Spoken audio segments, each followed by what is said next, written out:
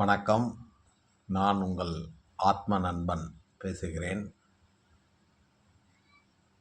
இப்போ என்ன பார்க்க போகிறோன்னா, சில முக்கியமான பரிகாரங்களை பற்றி பார்க்கலாம். சில பேர் கண் திருஷ்டி பட்டுடுச்சு அப்படின்னு நினைப்பீங்க. இல்லை வீட்டில் யாராவது சொல்லுவாங்க, கண் திருஷ்டி பட்டுடுச்சு அப்படின்னு சொல்லிட்டு.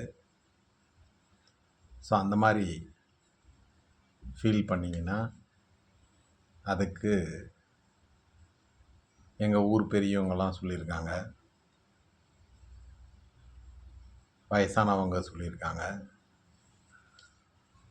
உப்பு மிளகாய் எடுத்துகிட்டு வந்து நம்ம தலையை சுற்றி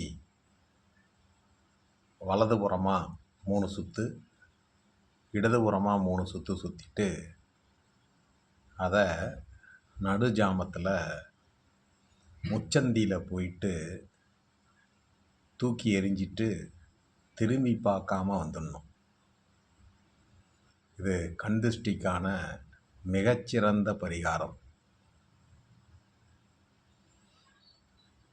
அடுத்த ஒரு பரிகாரத்தை சொல்கிறேன்.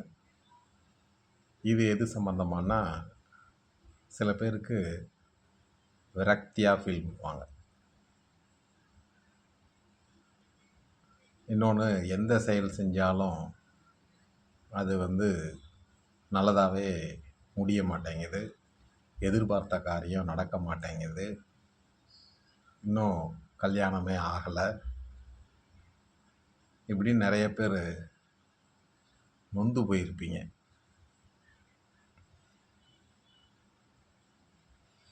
சில பேருக்கு நமக்கு யாரோ சூனியம் வச்சுருக்காங்க, செய்வினை வச்சுருக்காங்க அப்படின்லாம் நினச்சிங்கன்னா, அவங்களுக்கு இது ஒரு மிகச்சிறந்த பரிகாரம். இது நல்ல ஒரு தீர்வை கொடுக்கும்.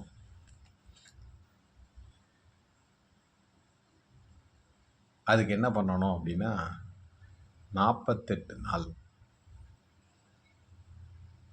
விரதம் இருக்கணும். அதிகாலையில் பிரம்ம முகூர்த்தத்தில் எழுந்து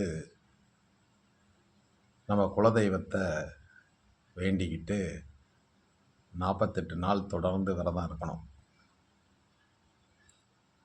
விரதம் இருக்கக்கூடிய சமயத்தில் குலதெய்வத்தோட நான்முகனான பிரம்மதேவனையும் வணங்கணும். வணங்கிட்டு 48 நாள் முடிஞ்ச பிறகு கொடுமுடிக்கு போகணும். அங்கே இருக்கக்கூடிய மும்மூர்த்திகளை வழிபட்டு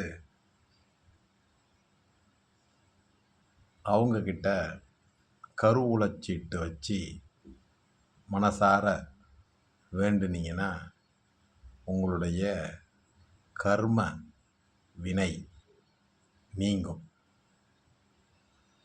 இதுவும் நமக்கு அனுபவம் வாய்ந்த பெரியவர்கள் சொன்னது.